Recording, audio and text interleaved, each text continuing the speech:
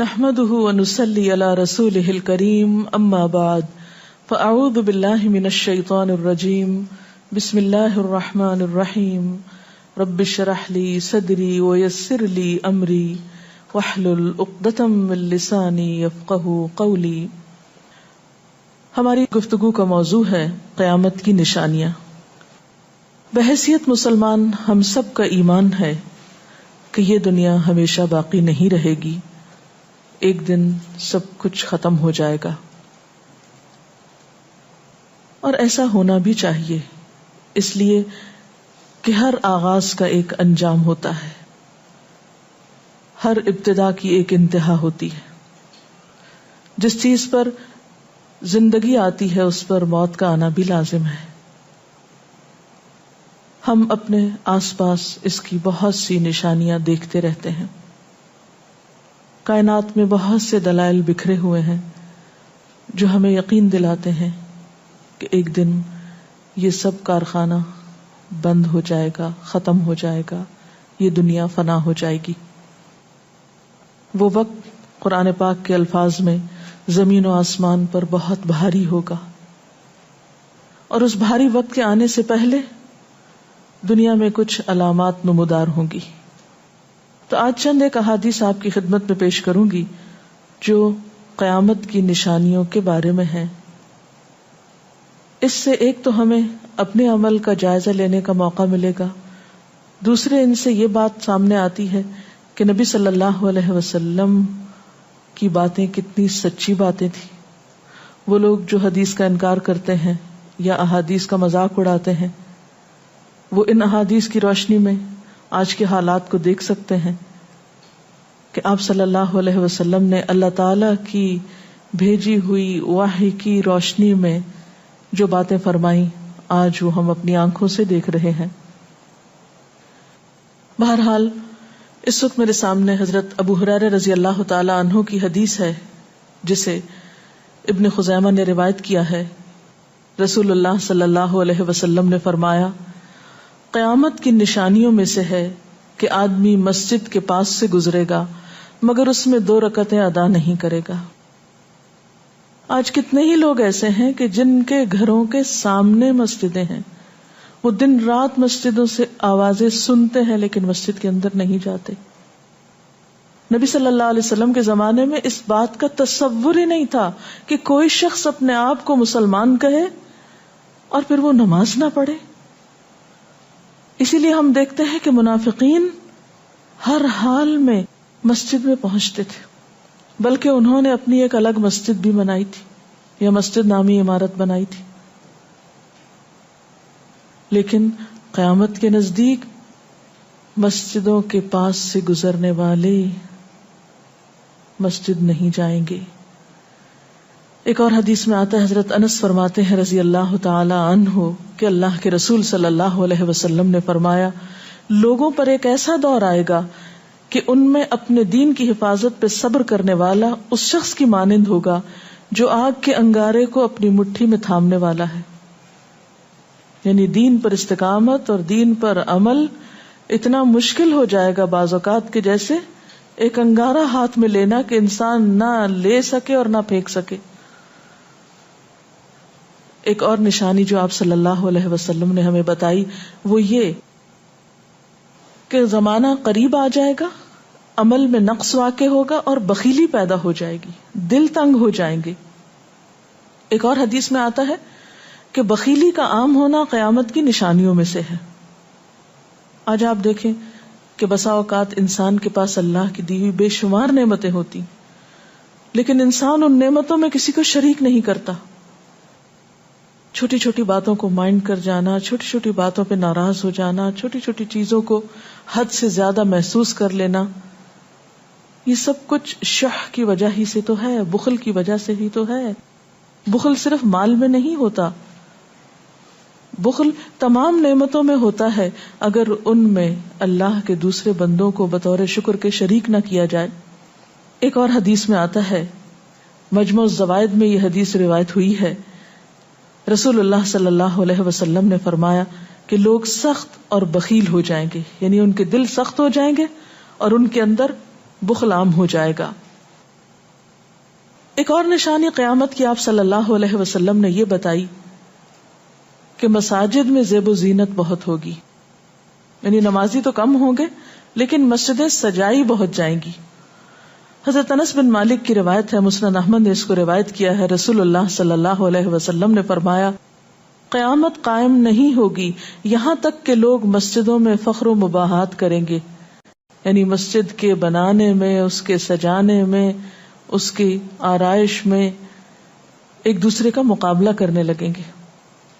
ایک اور حدیث میں آتا ہے کہ قیامت کی علامات میں سے ہے کہ لوگ مسجدوں کو سجایا کریں گے، یعنی اللہ تعالیٰ کو نماز پڑھ کے خوش کرنے کی بجائے مسجد بنا کے سجا کے خوش کرنے کی کوشش ہوگی.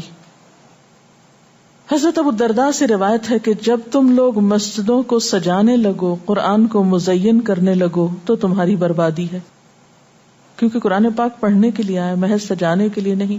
آج آپ دیکھیں کہ بسا اوقات ہم اسے پڑھتے کم ہیں، سمجھتے کم ہیں، اس کے مطابق زندگی نہیں بسر کرتے، لیکن خوبصورت انداز میں سنہری الفاظ میں لکھوا کر گھروں میں سجا دیتے ہیں. تو قرآن پاک سجانے کے لیے نہیں آیا، وہ تو ہدی للناس ہے، ساری انسانیت کی ہدایت کے لیے آیا ہے، لیکن ہم نے اس کا بس اتنا ہی فائدہ اٹھایا کہ اسے خوبصورت انداز میں لکھ کے تاکوں میں سجا دیا. اسی طرح ایک اور نشانی کہ انسان حلال حرام کی پرواہ نہیں کرے گا. رسول اللہ صلی اللہ علیہ وسلم نے فرمایا، صحیح بخاری کی روایت ہے، لوگوں پہ ایسا وقت ضرور آنے والا ہے کہ آدمی اس بات کی بالکل فکر نہیں کرے گا کہ جو مال اس نے حاصل کیا ہے وہ حلال ہے یا حرام ہے، یعنی کس ذریعے سے حاصل کیا ہے.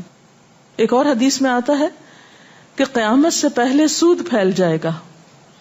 ایک اور روایت میں آتا ہے کہ ہر شخص تک اس کا کچھ نہ کچھ غبار پہنچے گا، یعنی کچھ لوگ تو براہ راست اس میں انوالو ہوں گے اور کچھ لوگ انڈائریکٹلی اس سے متاثر ہوں گے.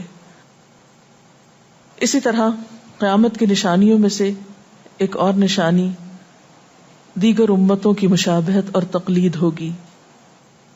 حضرت ابو سعید رضی اللہ تعالی عنہ سے روایت ہے، رسول اللہ صلی اللہ علیہ وسلم نے فرمایا تم اپنی سابقہ امتوں کی ایک ایک بالشت اور ایک ایک گز میں اتباع کرو گے، یعنی چھوٹے سے چھوٹے معاملے میں اور بڑے سے بڑے معاملے میں ان کی پیروی کرو گے، حتیٰ کہ اگر وہ کسی سانڈے کے سوراخ میں داخل ہوئے ہوں گے، یعنی گوہ کے سوراخ میں، تو تم بھی ان کی پیروی کرو گے، اس سوراخ میں بھی گھسو گے.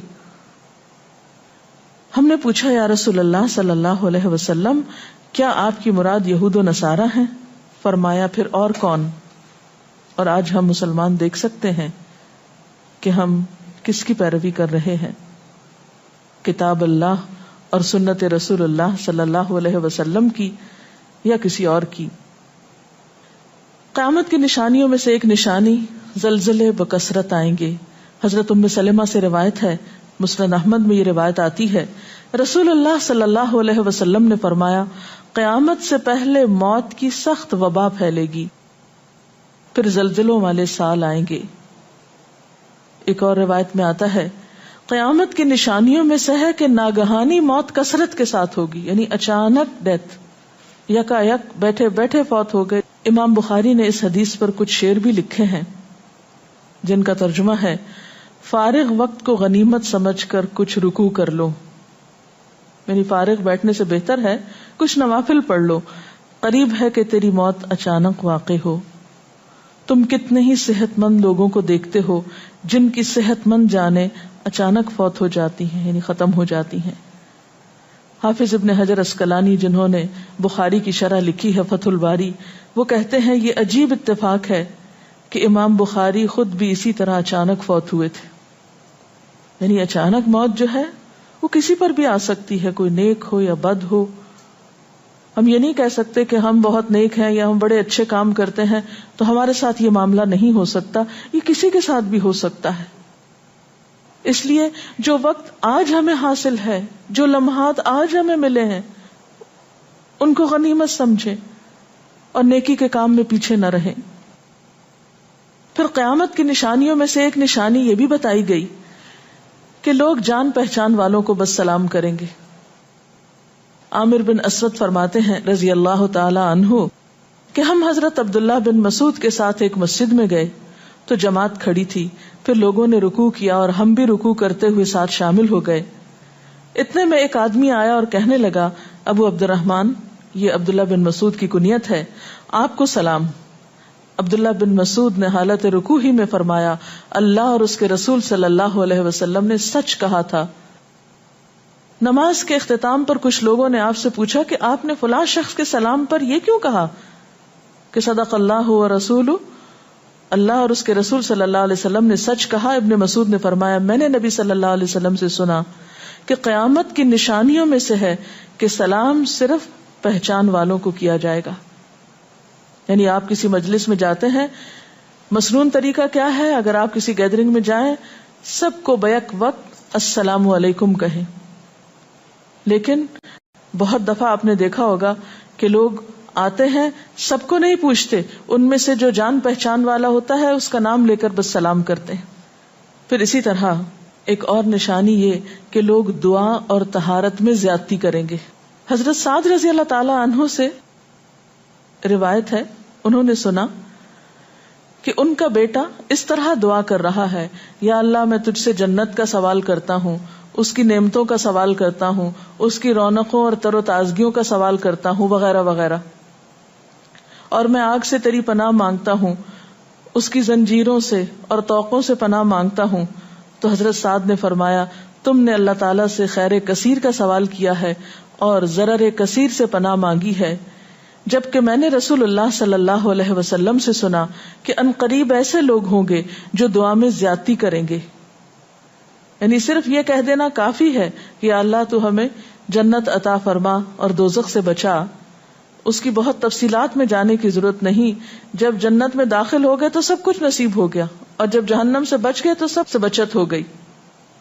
پھر آپ نے یہ آیت پڑھی، اپنے رب سے عاجزی سے دعا مانگو، یقیناً وہ زیادتی کرنے والوں کو پسند نہیں کرتا۔ یعنی دعاؤں میں زیادتی اور اس قسم کی تفصیلات یہ پسندیدہ نہیں ہے۔ تمہیں یہی کافی تھا کہ تم یوں کہتے، یا اللہ میں تجھ سے جنت اور ہر اس قول و عمل کا سوال کرتا ہوں جو جنت کے قریب کر دے، اور میں تیری پناہ چاہتا ہوں جہنم سے اور ہر اس قول و عمل سے جو جہنم کے قریب کرے۔ تو اتنا کہنا کافی تھا۔ پھر قیامت کی نشانیوں میں سے ایک نشانی آپ صلی اللہ علیہ وسلم نے یہ بھی بتائی کہ نااہل حاکم مقرر کیے جائیں گے۔ حضرت ابو ہریرہ سے روایت ہے کہ قیامت کی نشانیوں میں سے ہے کہ ذلیل اور کمینے لوگ نیک شریف لوگوں پر غالب ہو جائیں گے۔ کیوں ابن مسعود، کیا تم نے بھی یہ بات میرے محبوب صلی اللہ علیہ وسلم سے سنی ہے؟ ابن مسعود نے فرمایا، ہاں رب کعبہ کی قسم۔ حضرت حذیفہ سے روایت ہے کہ قیامت اس وقت تک قائم نہ ہوگی جب تک کہ تم اپنے امام کو قتل نہ کرو گے، یعنی لوگ اپنے حاکموں کو مارنے لگیں گے اور اپنی تلواروں کے ساتھ آپس میں ہی لڑائی کرو گے، علاوہ ازیں تم میں سے بدترین لوگ تمہاری دنیا کے وارث ہو جائیں گے۔ اسی طرح قیامت کی نشانیوں میں سے ایک نشانی یہ بھی ہے، حضرت عبداللہ بن مسعود سے مروی ہے کہ رسول اللہ صلی اللہ علیہ وسلم نے فرمایا، قیامت کے قریب صرف مخصوص لوگوں کو سلام کیا جائے گا۔ تجارت اس قدر پھیل جائے گی کہ عورت تجارت میں اپنے خاوند کا ہاتھ بٹائے گی، یعنی اتنا بزنس ہوگا کہ مرد سے اکیلے نہیں سنبھالا جائے گا، عورتیں اس میں شریک ہوں گی، رشتہ داری توڑی جائے گی، یعنی مال کثرت سے ہونے کے باوجود رشتہ داروں کا خیال نہیں رکھا جائے گا، جھوٹی گواہی دی جائے گی، حق چھپایا جائے گا، اور قلم کا ظہور ہو جائے گا، یعنی نشر و اشاعت خوب ہوگی، خوب لکھا جائے گا۔ ایک اور روایت میں آتا ہے کہ وقت مختصر ہو جائے گا۔ آج آپ دیکھیے ہر شخص وقت کی کمی کی شکایت کرتا ہے۔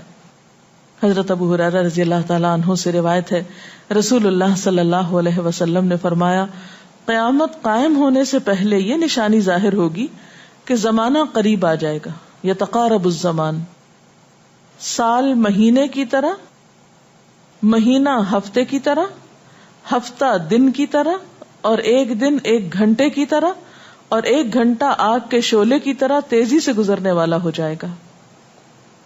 اور آج آپ دیکھیے کہ اللہ کے رسول صلی اللہ علیہ وسلم کی یہ بات کتنی سچ معلوم ہوتی ہے کہ ہر شخص وقت کی کمی کا شکار ہے، اور پتہ ہی نہیں چلتا ہفتہ گزر گیا، پتہ ہی نہیں چلتا مہینہ گزر گیا، پتہ ہی نہیں چلتا سال گزر گیا، پتہ ہی نہیں چلتا اتنی عمر گزر گئی، کل کی بات لگتی ہے.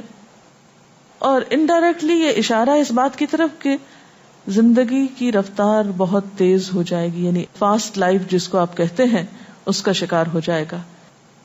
ایک اور روایت میں آتا ہے کہ دنیا محبوب ہو جائے گی، موت سے نفرت ہو جائے گی. حضرت ابو ہریرہ سے روایت ہے رسول اللہ صلی اللہ علیہ وسلم نے حضرت ثوبان سے فرمایا، اے ثوبان، اس وقت تمہارا کیا حال ہوگا جب دوسری امتیں تم پر اس طرح ٹوٹ پڑیں گی جس طرح تم کھانے کے برتن پہ ٹوٹ پڑتے ہو. ثوبان نے کہا، میرے ماں باپ آپ پہ قربان، اے اللہ کے رسول صلی اللہ علیہ وسلم، کیا اس وقت ہم تعداد میں کم ہو جائیں گے؟ فرمایا، نہیں، بلکہ تم کثرت میں ہوگے، لیکن اللہ تعالیٰ تمہارے دلوں میں وہن ڈال دے گا. صحابہ نے پوچھا، یا رسول اللہ صلی اللہ علیہ وسلم، وہن کیا چیز ہے؟ آپ نے فرمایا، دنیا سے محبت اور جہاد سے نفرت. اور ایک روایت میں آتا ہے، دنیا سے محبت اور موت سے نفرت. اسی طرح نیک لوگ آہستہ آہستہ کم ہو جائیں گے.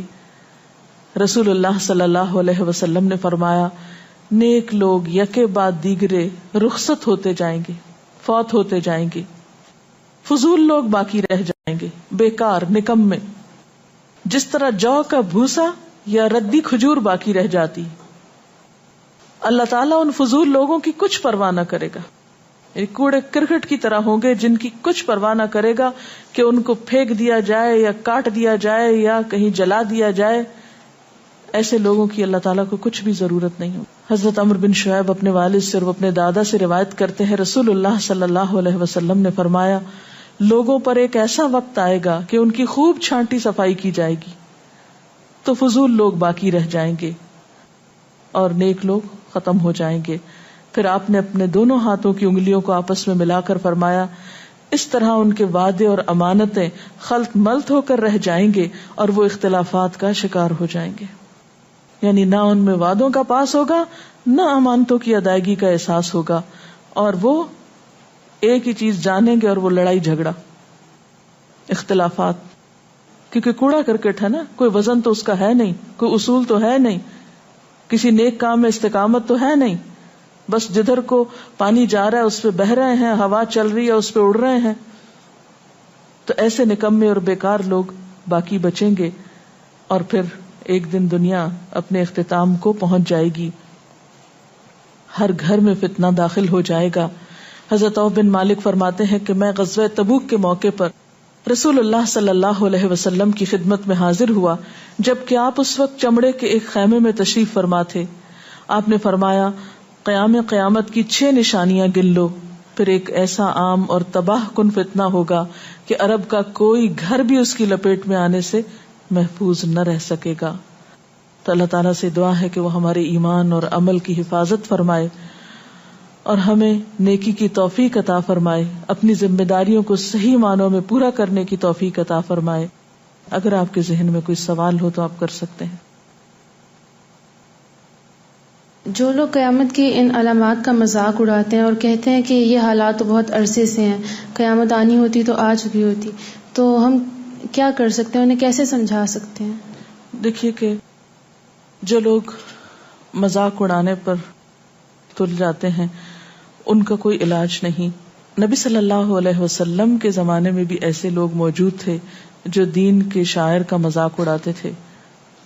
قرآن نے ایسے لوگوں کو منافق بتایا ہے. اور بات یہ ہے کہ جب قیامت آئے گی تو پھر کسی سے پوچھ کر نہیں آئے گی، اس کا وقت تو اللہ تعالیٰ کو معلوم ہے، اور جب آ جائے گی تو کوئی اس سے فرار حاصل نہیں کر سکے گا. آج ہمیں اللہ تعالیٰ نے اختیار دیا ہے، چاہیں تو کسی چیز کو مانیں اور چاہیں تو انکار کر دیں، لیکن جب اصل حقیقت سامنے آئے گی تو پھر ہم انکار نہ کر سکیں گے. آپ نے بتایا کہ قیامت کی نشانیوں میں ہے کہ طہارت میں بھی زیادتی کی جائے گی، تو اس سے کیا مراد ہے؟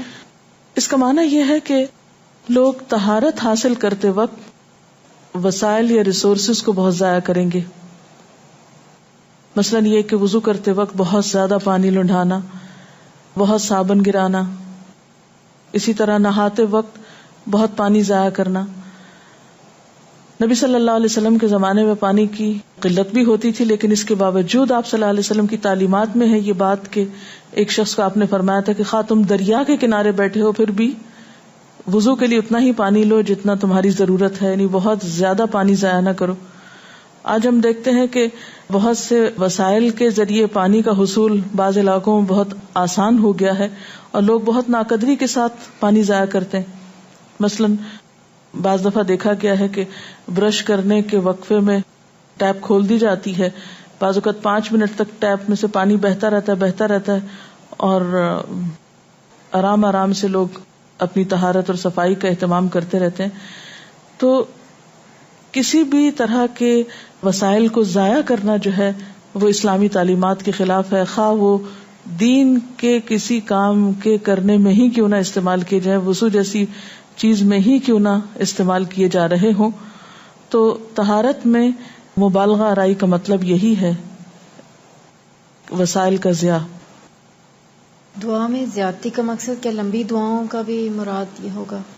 اصل میں دعا تو حسب ضرورت کی جا سکتی ہے، حسب موقع. کبھی آپ کے پاس وقت زیادہ ہوتا ہے تو آپ دیر تک بھی دعا کر سکتے ہیں، مخصوص اوقات میں، مخصوص قبولیت کی جگہوں پر.